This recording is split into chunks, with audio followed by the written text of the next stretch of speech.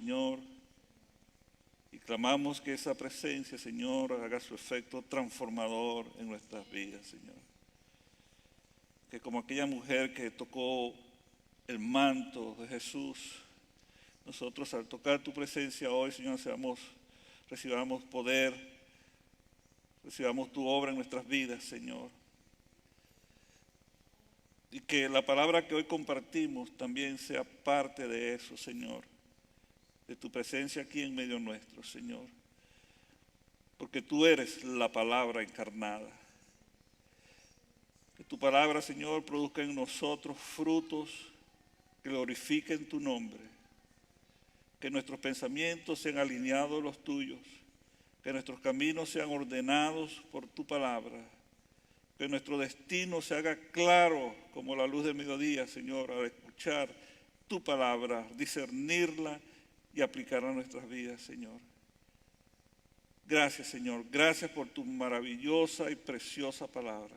Te bendecimos en Cristo Jesús. Amén. Amén. Muy bien, como el pastor les comentaba, seguimos en la serie basada en el libro de Hebreos, los que cruzan ríos. Y en esta mañana vamos a compartir en una porción que está en Hebreos 9, capítulo 9, justo después de la porción en la que estaba trabajando el hermano Juan el domingo pasado.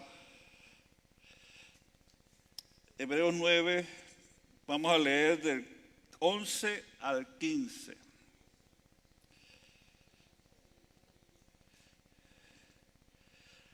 La verdad que inicialmente tenía una pretensión de trabajar en una porción larga porque estos versículos que vamos a leer son parte de una porción más larga que se enlaza, que va desde el 9:11 hasta el 10:18, que básicamente viene hablando enfocado en alrededor del mismo tema.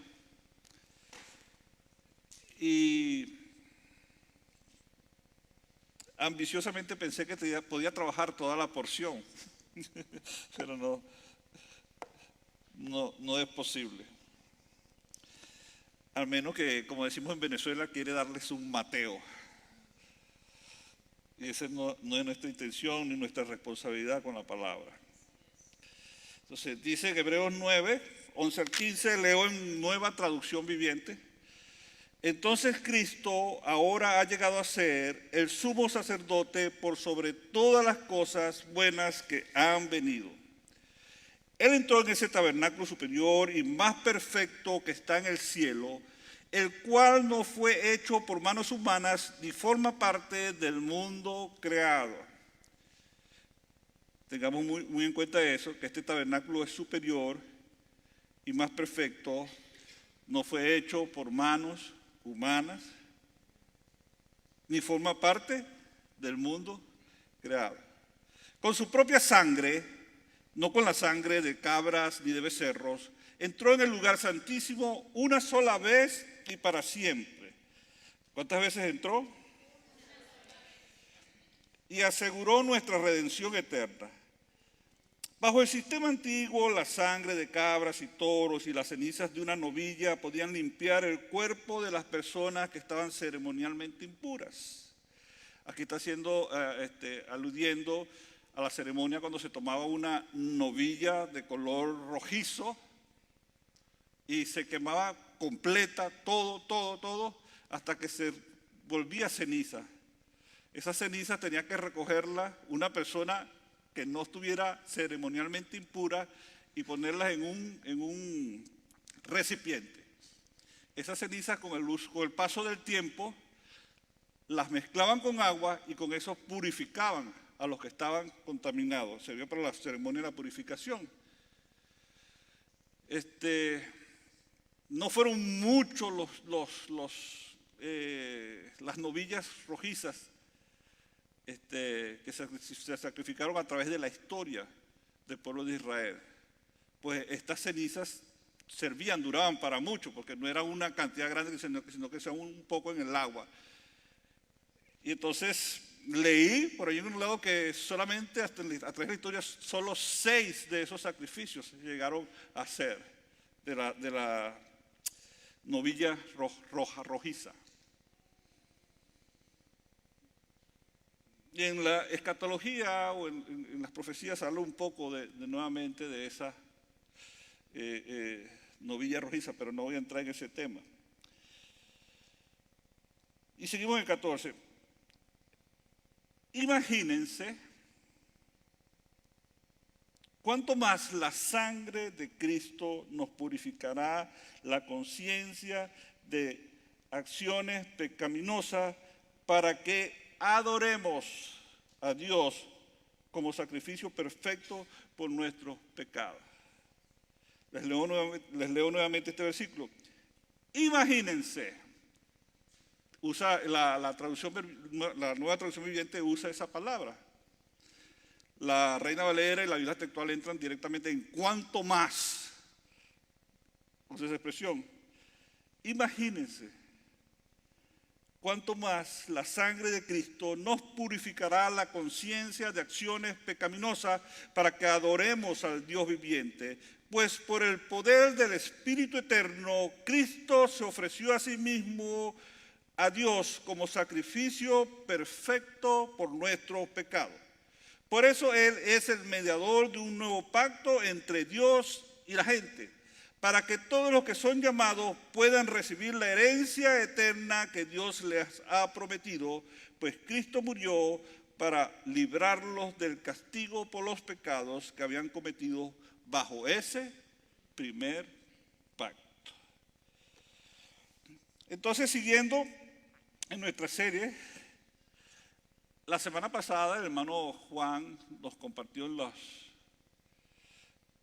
primera parte de ese capítulo 9, en los primeros versículos, y en esa primera parte describe el autor de Hebreos las cosas como eran en el santuario, cómo estaba dividido, y en esta parte había esto, y en esta parte había lo otro. Y la enseñanza llevó como título, era no te quedes en la puerta. ¿Estoy en lo correcto, verdad? No te quedes en la puerta. Y era una invitación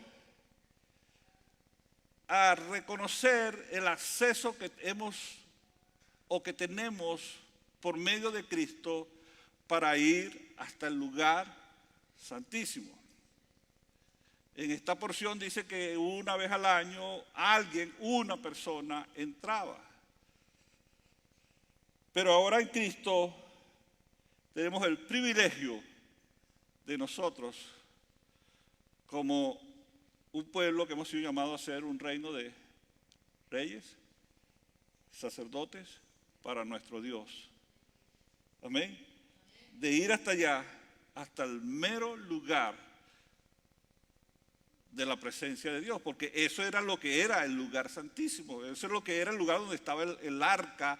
El arca representaba el lugar de la presencia de Dios, porque Dios les dijo, desde allí les revelaré. Y los puntos que al final de aplicación nos dio el hermano Juan era que Dios no te obliga a nada, que nuestro sacerdocio y nuestra administración es voluntaria. Tú decides si vas o no vas hasta adentro. Tú decides dónde te quedas en tu jornada. El llamado es a que entremos, que no nos quedemos afuera, porque adentro está la mejor porción. Y el segundo paso era, tienes entrada a la presencia, no detengas tu paso, no te conformes.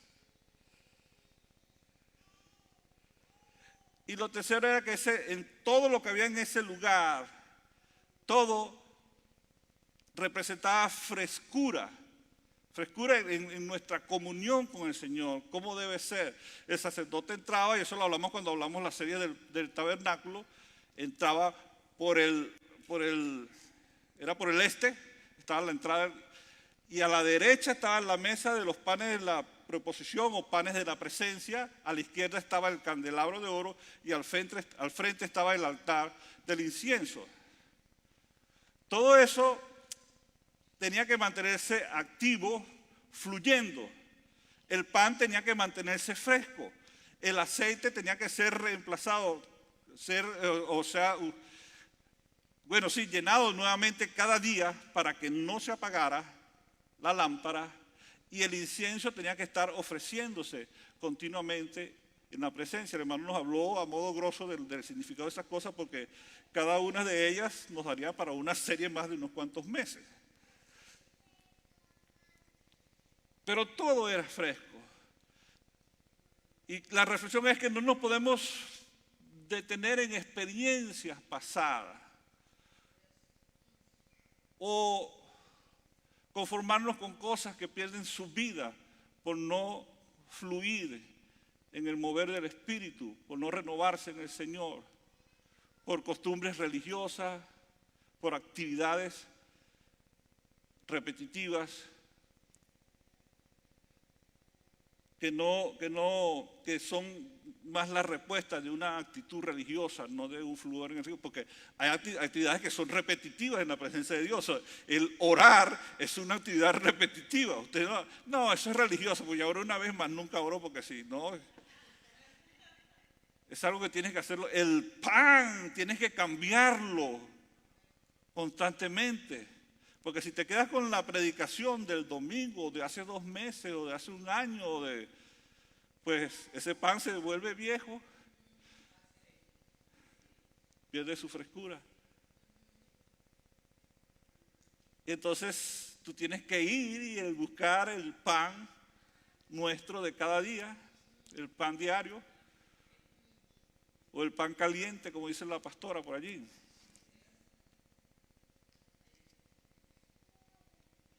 Y todo eso dentro de la invitación a no nos quedemos en las puertas, no nos conformemos.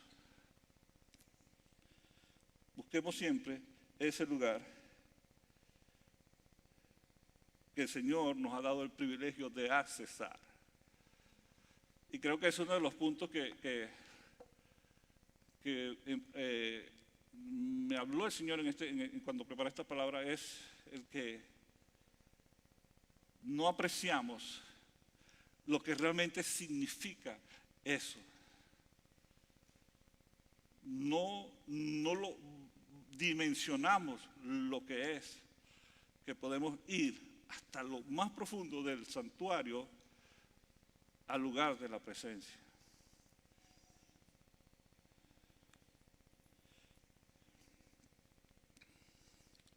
En nuestra porción de hoy, el autor de Hebreos nos dice de ese sistema antiguo que ha pasado y que ahora ha entrado en vigencia uno nuevo. Hay algo nuevo, hay un nuevo pacto, un pacto que es nuevo y mejor que el anterior. Que hay un santuario, pero que es un santuario que es superior al anterior. Un santuario que no es hecho por manos humanas.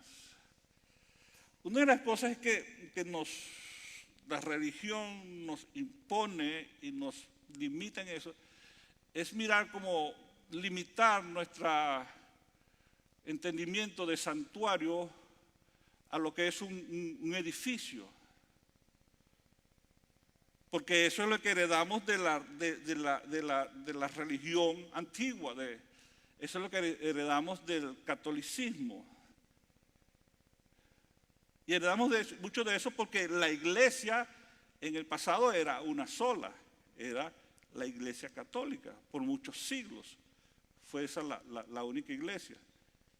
Esa iglesia se desvió, se corrompió, abandonó su primer amor, levantó un sistema de jerarquías,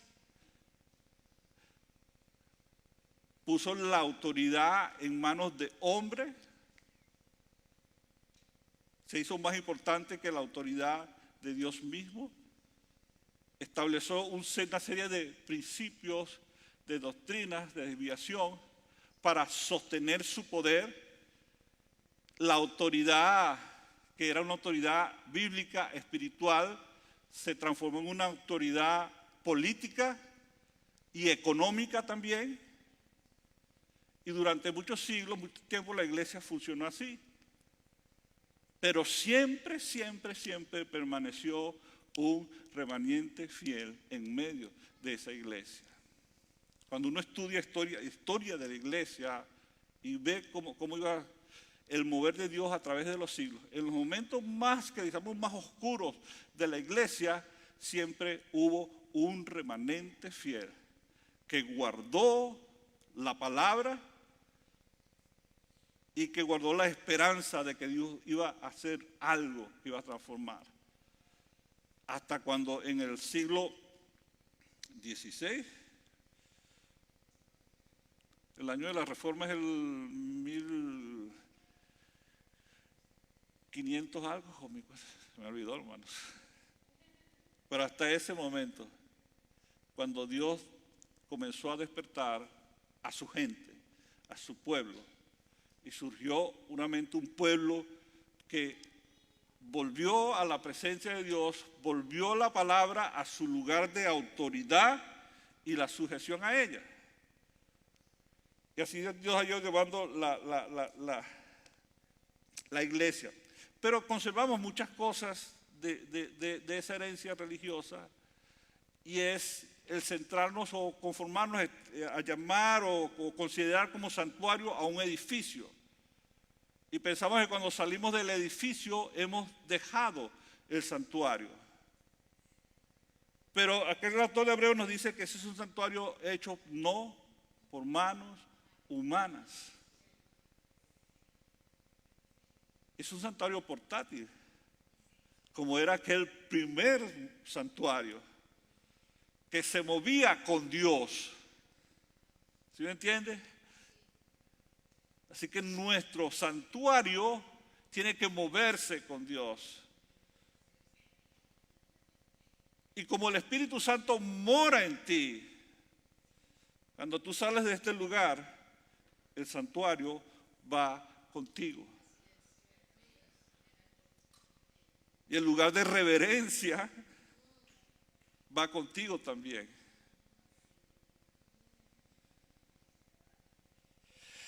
Esta parte de Hebreos es, si se quiere, teológicamente densa, muy cargada, y necesitas contexto para entenderla, conocer las Escrituras.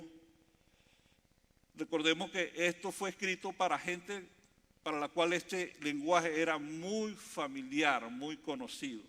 Fue escrita para nuestros hermanos judíos, y para ellos que le hablaran de redención, que le hablaran de sacrificio, que le hablaran del lugar santo, del patio, del lugar santísimo, eran cosas para ellas familiares en su lenguaje y en su entendimiento.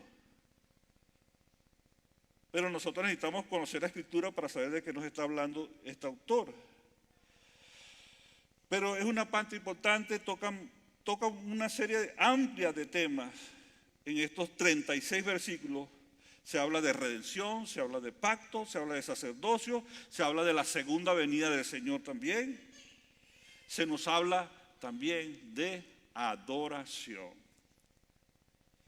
Y fíjense que lo hace el autor de Hebreos usando dos palabras distintas a las que generalmente usamos cuando hablamos de adoración en el griego, que es la palabra proskuneo. En cambio, el autor de Hebreos acá usa dos palabras que se traducen también en ocasiones adoración o servicio o ministerio, que son las palabras latreuo y leituorgia, de donde viene nuestra palabra liturgia. Y son parte de cómo se adora a Dios en el nuevo pacto. y son interesantes, ya vamos a hablar de ellas en un momento. Entonces les decía que este lenguaje era conocido para ellos. Para nosotros un poco más difícil, necesitamos, como les decía, establecer contexto para entenderlo. Vamos a leer el versículo 11 nuevamente, y si lo pones allí, el versículo 11, dice, entonces Cristo ahora ha llegado a ser el sumo sacerdote por sobre todas las cosas buenas que han venido. La versión textual dice las cosas que han llegado. Entonces no son cosas que están en un futuro o que van a venir, son las cosas que han ya venido. Cristo es sumo sacerdote de las cosas buenas que han venido. Él entró en ese santuario superior y más perfecto que está en el cielo, el cual no fue hecho por manos humanas, ni forma parte del mundo creado. Estos bienes llegados, estos bienes presentes son una realidad de ahora. Hay una nueva administración, hay un nuevo pacto, hay un nuevo santuario y hay un contraste marcado con lo anterior. Todo lo anterior era solo sombra, era figura, era para mostrar algo que venía. Pero era limitado, era hecho por manos de hombres, era temporal, era entrar y salir, porque eso es lo que hacía el sacerdote. El sacerdote entraba una vez al año y salía, no se podía quedar. En este sistema se entraba con temor también, se entraba con temor. Y el hermano nos mencionó la semana pasada que se le ponían unas campanitas se le cosían en las vestiduras del sacerdote, del sumo sacerdote, para escuchar que hacía bulla cuando entraba, porque si no hacía bulla, era que había muerto por el juicio de Dios. Eso era terrible, hermano. Y de paso también le amarraban un lazo en uno de los pies, porque cuando dejara sonar la campanita, mire, imagínense que yo vengo a dirigir la adoración y el pastor me pone unas campanitas para que haga bulla y una cabullita así para, por si acaso, porque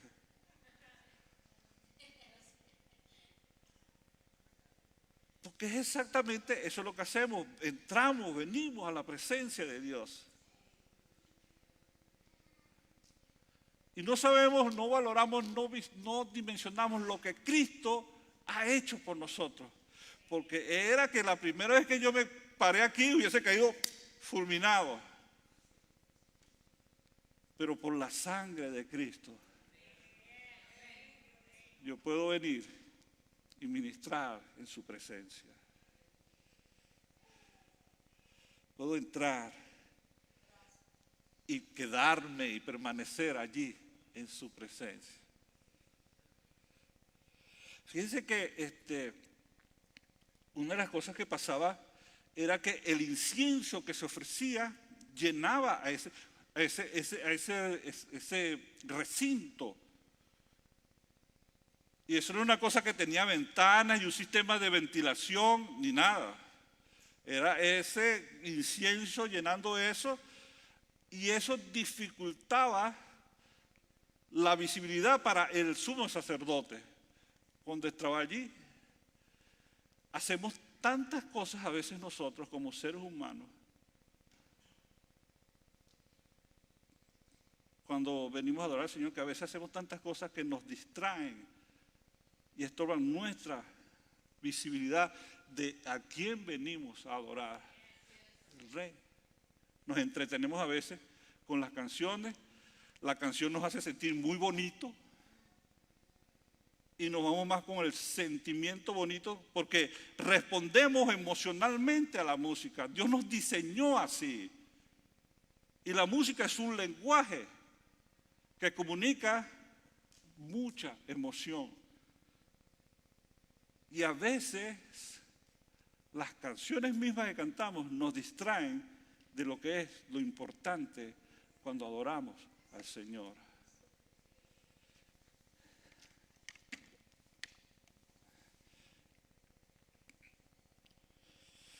Pero en el nuevo pacto, en este nuevo santuario, tú no puedes entrar y salir como quieras. O tú entras y estás allí, o estás afuera. Aquí no hay una entradera y salidera. En el sentido de que, como les decía, el lugar de reverencia está donde nosotros estamos. Si es que hemos creído en Cristo, si hemos nacido de nuevo, su Espíritu ha sido puesto en nosotros. Y a donde estamos y a donde llegamos, tenemos que honrar al Señor. Por eso es que el apóstol entonces nos dice, todo lo que hagamos, sea de palabras o sea de hechos, que lo hagamos como para el Señor. Pero nuestro concepto, que todavía nos cuesta romper, de santuario, está allá y yo estoy aquí. O sea, aquí es diferente. Yo puedo hacer lo que quiera y cuando venga acá, bueno, entro como un santito. Pero no es así, no funciona así en este nuevo pacto en el que hemos entrado. En este nuevo pacto hay un solo sacrificio que ha sido ofrecido. Y eso fue hace unos 2000 años ya. Una vez y para siempre.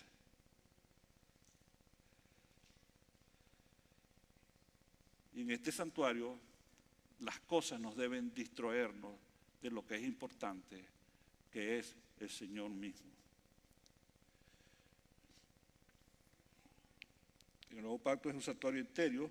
Nos dice el Evangelio de Juan, versículo 14, y luego lo leo en la Biblia textual, dice, y el Logos es Cristo, la palabra encarnada, y el Logos se hizo carne y tabernaculizó entre nosotros.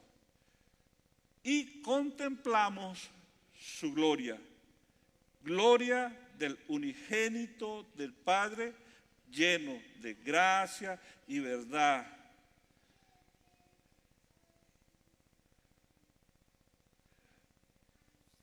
Este santuario, este tabernáculo, nos dice el autor de Hebreos, es superior y más perfecto.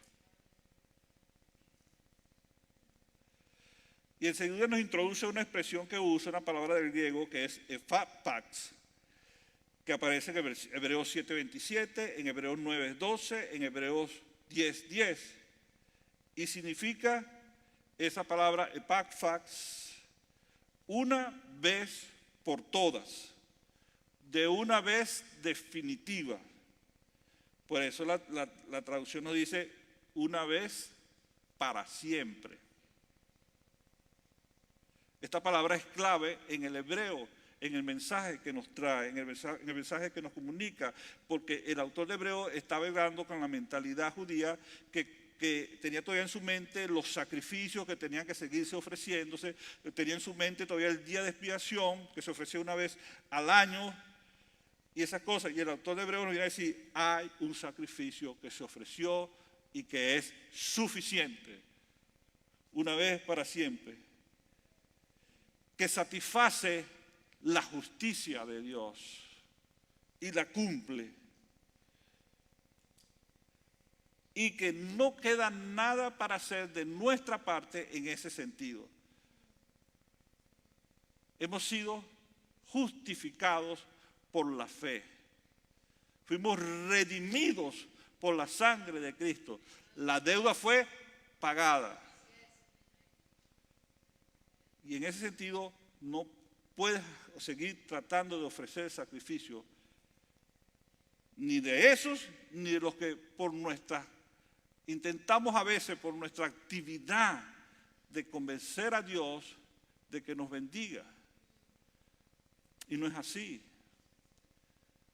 Somos bendecidos y por causa de eso servimos al Señor. Amén.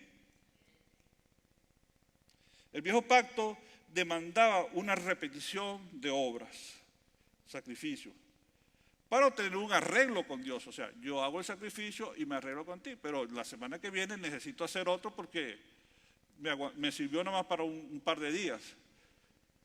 O nos sirvió para un año y necesitamos al año siguiente ofrecer otra vez el sacrificio de la expiación.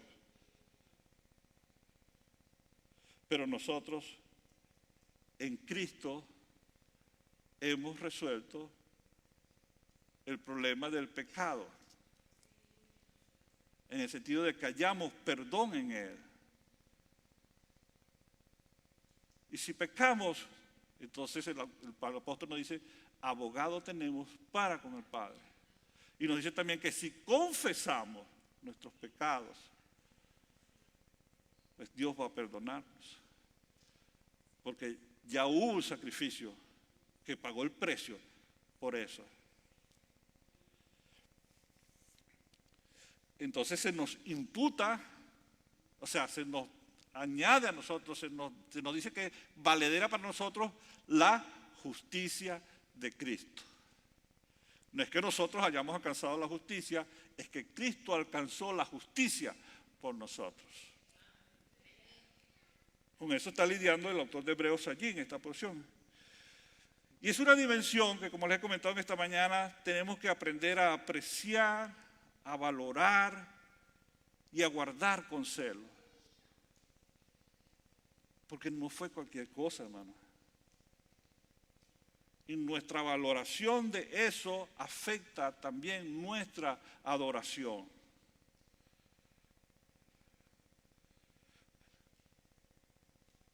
Fíjense que Jesús, cuando estaba en el huerto de Getsemaní, Él le dijo al Padre, Padre, si puede pasar de mí esta copa. O sea, no fue poca cosa, hermano, lo que el Señor hizo por nosotros. Que en un momento dijo, Padre, no podemos. Pero Él enseguida añadió, pero que no se haga mi voluntad. Jesús no quería enfrentarse a eso de que todo el peso del pecado cayera sobre Él. No era que tenía miedo a la cruz, ni a cumplir su propósito. Era el tener que llevar sobre sí todo el pecado, toda la maldad, lo más vil de la humanidad sobre sí, a alguien que no había conocido pecado. Era algo foráneo para Él. Era algo extraño para Él. Y en un momento de su existencia todo eso iba a venir sobre Él, todo ese bautismo de maldad y de inmundicia por nosotros, por nosotros. Si nada más con mi pecado era suficientemente para que estuviera aterrorizado, con los míos nada más, ¿cuánto más el de toda la humanidad?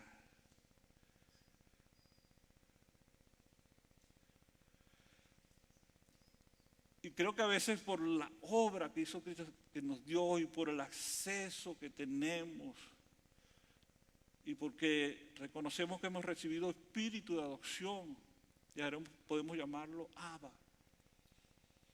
A veces perdemos el sentido del temor reverente a Dios. Y pensamos que podemos tomar una familiaridad con la presencia de Dios y podemos volverlo algo trivial, algo como que no le damos el valor que eso significa para nosotros. Porque sí tenemos acceso a su presencia, sí somos hijos y como hijos podemos ir delante de Él. Pero hay algo que nunca debemos perder y es ese temor reverente a nuestro Señor. Que cuando le servimos, que cuando le adoramos, que cuando oramos Debemos tener presente eso, porque no costó poca cosa que nosotros podamos tener eso para nosotros. Pero a veces algunos en el cuerpo de Cristo lo toman de manera trivial.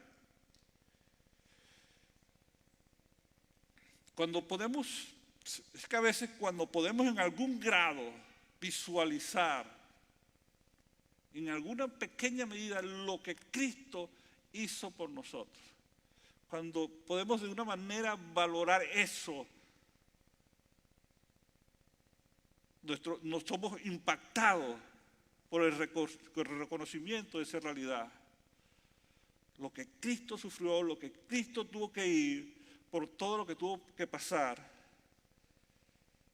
Cuando reconocemos eso, pues nuestra reacción nos sentimos conmovidos, redargüidos por el Espíritu, nos estremecemos, temblamos, la emoción nos sobrepasa, lloramos, o enmudecemos, o reímos. Nuestra reacción emocional a eso es fuerte cuando en algún momento llegamos a visualizar al Cristo en la cruz sufriendo por nosotros.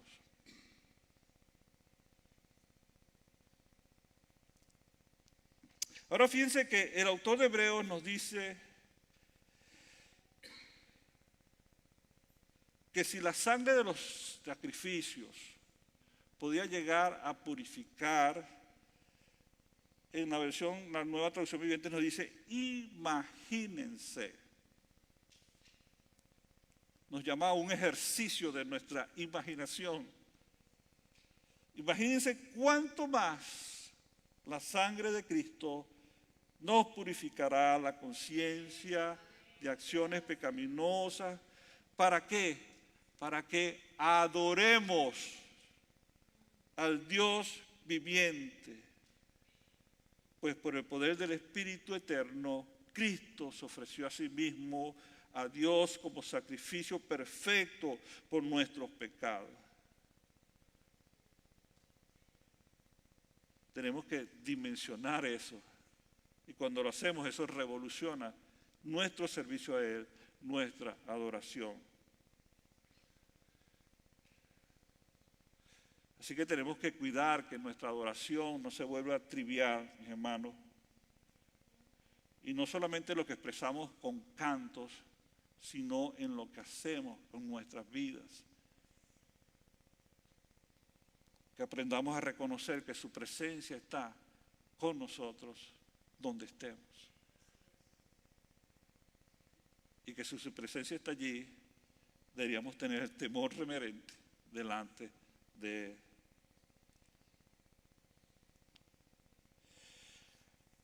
Fíjense que la palabra que en la versión traducción viviente se traduce como adoremos, es una de las dos palabras que les mencioné, es latreuo.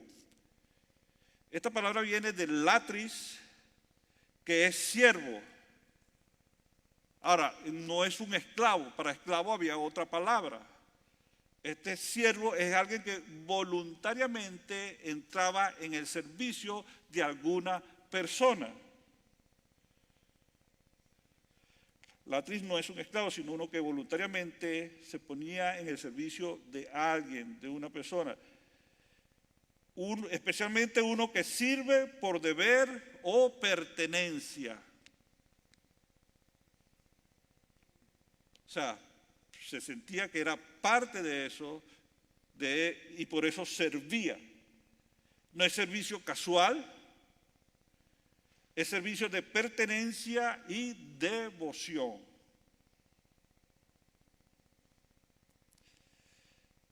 El que sirve adora a Dios con su servicio. Vive para Dios como que le pertenece a Él. El que sirve adora con su servicio. Así que el autor de Hebreos nos está usando otra palabra que no es la típica proskuneo, sino que usa latreu para expresarnos un tipo de adoración que va ligada al servicio práctico que ofrecemos.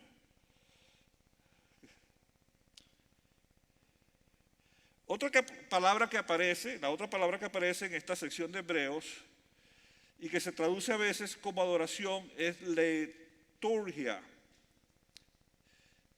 Y leamos el versículo 21 de Hebreos 9, que dice así, versículo 21 de Hebreos 9, de la misma manera roció con la sangre el tabernáculo y todo lo que se usaba para adorar a Dios. Todo lo que se usaba para adorar a Dios, la Reina Valera dice todo lo que se usaba para el ministerio y la Biblia textual dice todo lo que se usaba para el servicio. Liturgia es donde viene nuestra palabra liturgia, perdón.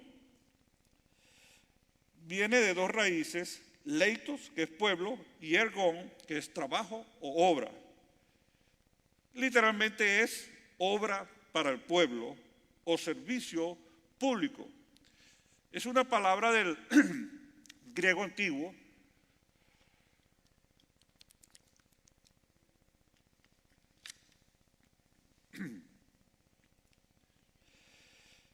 y era un servicio público que se hacía en la sociedad romana. Por ejemplo, si una persona rica donaba dinero para una celebración de toda la comunidad, caramba,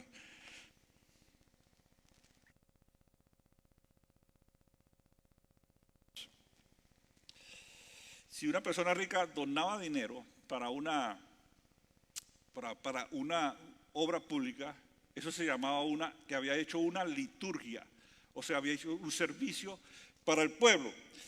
Ahora, esa palabra la tomó la iglesia para hablar del servicio que se hace ministrando o sirviendo a la iglesia, al cuerpo de Cristo.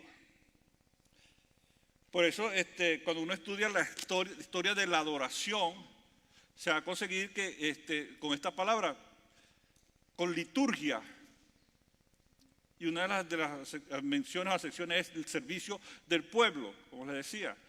Con el tiempo, esta palabra adquirió un sentido religioso, perdió su esencia de dónde venía la palabra y se convirtió como algo solamente de adentro de la iglesia.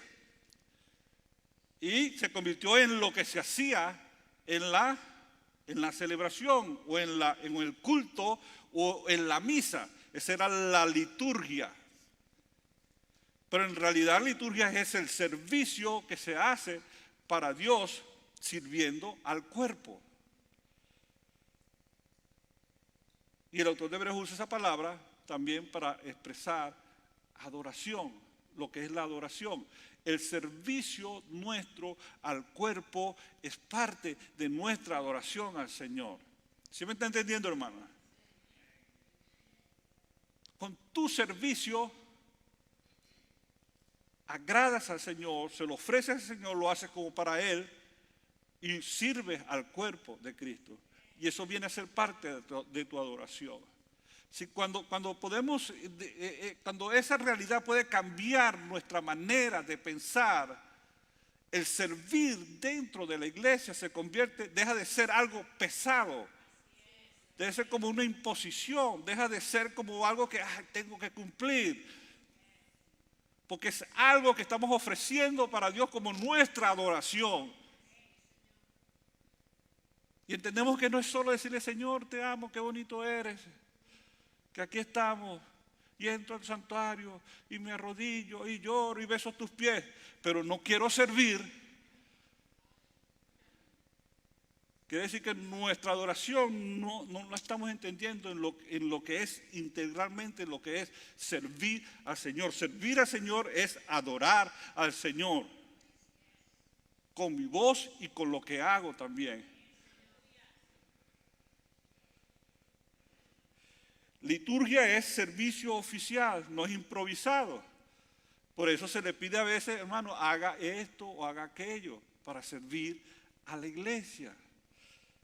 Es función asignada, no es inspiración.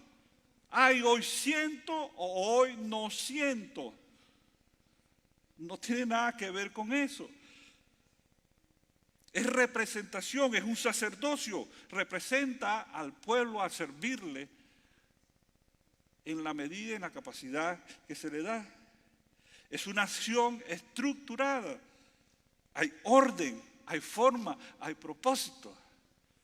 No, yo voy a dar los boletines cuando el pastor esté predicando. No, tenemos un orden para hacer las cosas, por eso. Hacemos las cosas con cierto orden. Pero es que yo no siento así. Como le dije, no tiene nada que ver con sus sentimientos, ni con los míos, ni con los del pastor. Es una adoración estructurada que se ofrece al Señor a través de mi servicio al cuerpo de Cristo. La liturgia es, adoro al Señor en la asignación que se me dé, acepto ese privilegio y le honro a Él. Se lo repito, liturgia es, adoro al Señor en la asignación que se me dé, acepto ese privilegio y le honro a Él.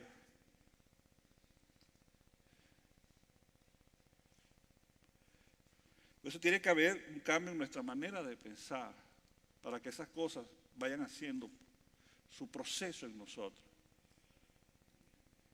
El apóstol Pablo nos dice en Romanos 12, 1 y 2, y usa esta palabra allí. Por lo tanto, amados hermanos, les ruego que entreguen su cuerpo a Dios por todo lo que Él ha hecho a favor de ustedes, que sea un sacrificio vivo y santo, la clase de sacrificio que a Él le agrada. Esa es la verdadera forma de adorarlo. La Reina Valera dice, ese es tu culto racional.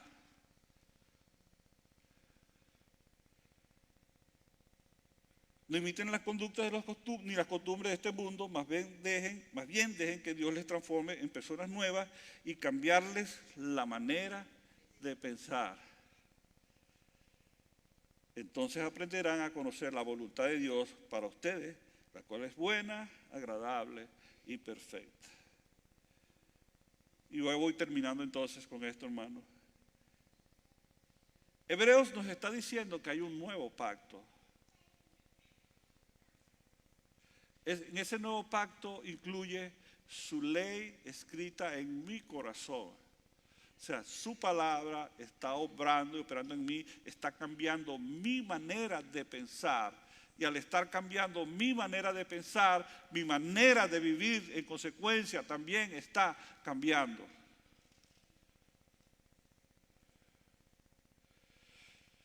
Su ley está en nuestra mente y no hay más memoria del pecado. Y si el Señor dice, no haré más memoria de sus pecados, tampoco nosotros tenemos que estar haciendo más memoria de nuestros pecados. Y ese es nuestro problema.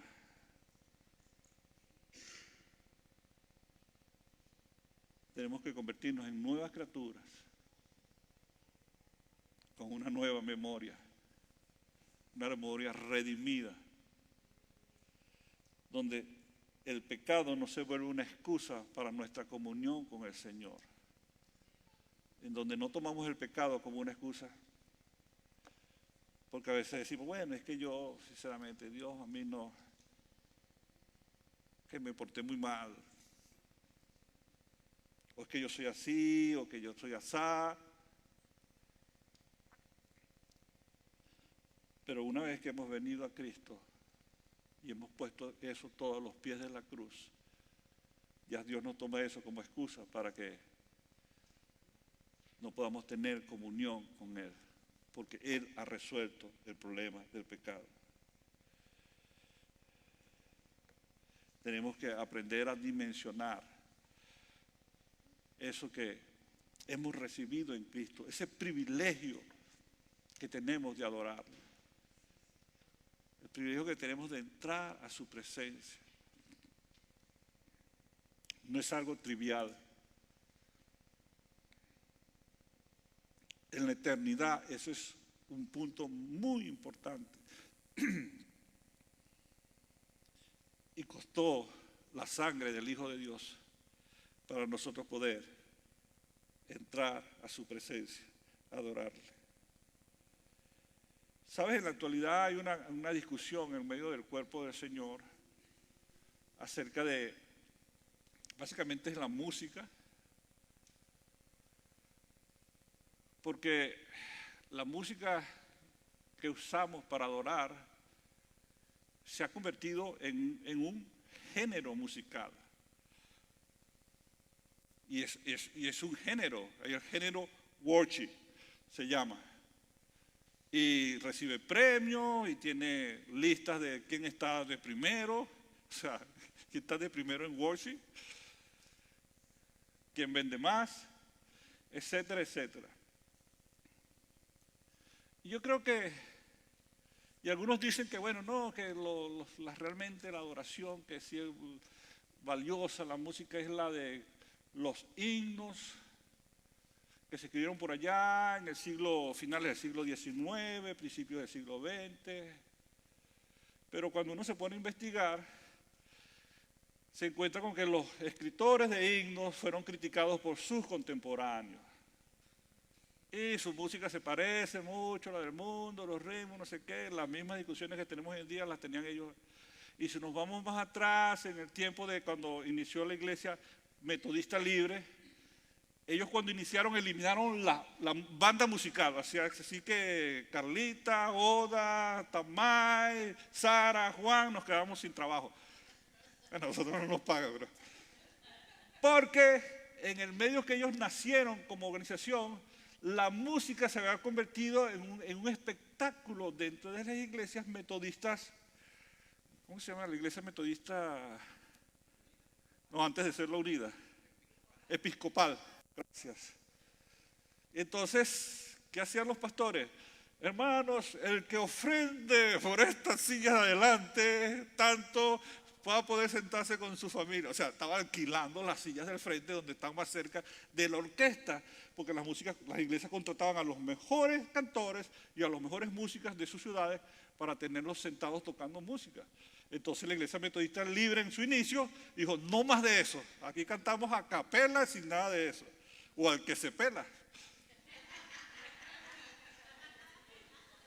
Pero la música antes de eso había enfrentado otros problemas, la música de adoración.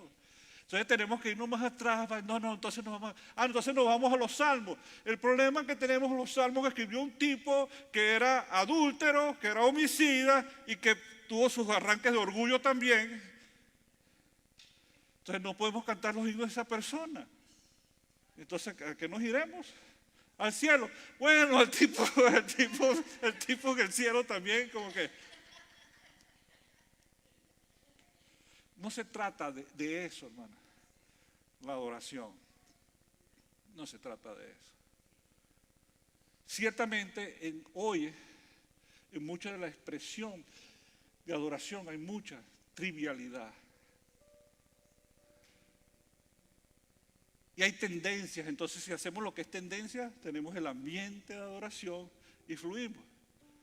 Pero muchas veces más que nos emocionamos, porque si usted apaga las luces y pone unas lucecitas especiales allí, nos ponemos en círculo, cantamos todos ahí, usted va a estar ahí cantando y de repente se empieza a meterse en el rollo, porque es así. ¿O acaso usted no fue a un concierto, cuando usted no era creyente, un concierto en el mundial, y de repente usted estaba brincando con la música y muy emocionado? Porque es una broma que corporativamente produce una respuesta emocional, porque somos diseñados así, nuestro cableado es así, y así respondemos. Pero adoración es mucho más que música. Quizás la usamos para expresar lo que sentimos, lo que queremos comunicarle a Dios. Como dicen que la música es un lenguaje del alma, tratamos de comunicar eso a Dios, pero es mucho más, es mucho más, es mucho más. Es aquella mujer que entró a donde estaba Jesús y vertió el perfume más caro a sus pies y los enjugó con su cabello. Y el resultado de eso es que cuando ella salió de allí, ella olía igual que Jesús. Porque eso es lo que produce o debe producir en nosotros la adoración. Que cada vez más y más seamos el grato olor de Cristo, como nos dice Pablo en 2 Corintios. Que para Dios seamos cada vez más y más el grato olor de Cristo.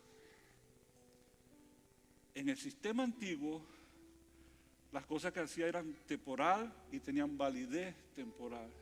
En el nuevo pacto donde estamos nosotros, nuestra adoración trasciende las barreras y se extiende a la eternidad. Porque cuando tú y yo fuimos llamados por el Señor, fuimos salvados y hechos de su familia, nos dice Pablo en Efesios 2, que fuimos sentados juntamente con Cristo en los lugares celestiales. Es que entonces es allí, en los lugares celestiales, donde nuestra adoración es ofrecida a Dios. Así que trasciende lo humano, trasciende nuestras canciones y es nuestras vidas completamente rendidas y entregadas a Él. Que rompamos el círculo de la religión y vivamos en una libertad gloriosa y en una dinámica fluida en nuestra relación con el Padre. Amén. Te invito a que te pongas de pie.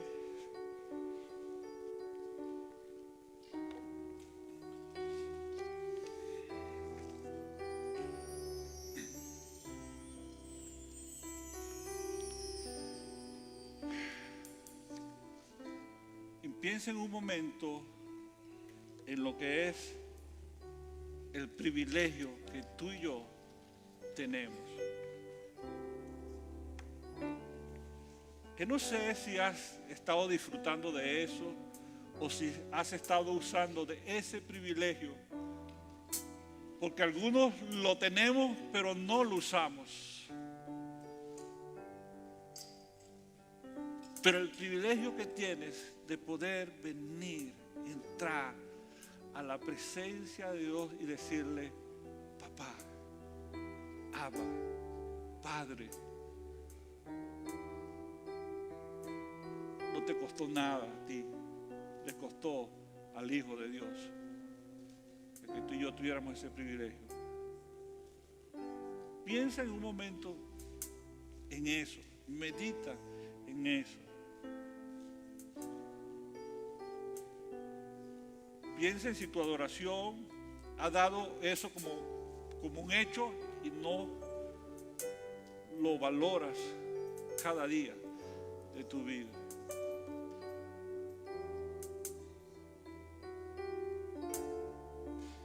Nuestras vestiduras andrajosas de pecado, nuestras vestiduras inmundas fueron quitadas. Se puso sobre nosotros un manto de justicia para que pudiéramos ir a la presencia de Dios. El sacrificio de Cristo te purificó, te santificó y te hizo apto para estar en la presencia de Dios. Para que le sirvas a Él, para que le adores a Él, para que vivamos para Él cada día de nuestras vidas. Junto a tus pies quiero posar, por tu amor déjame llevar. Junto a tus pies no sé articular, ninguna voz tiene lugar.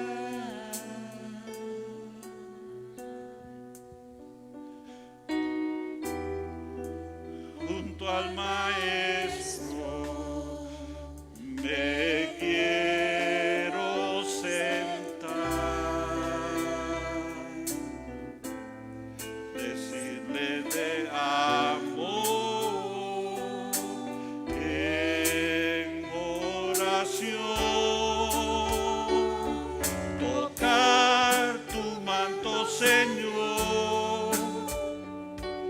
lavar los pies de mi Dios, saber que mi corona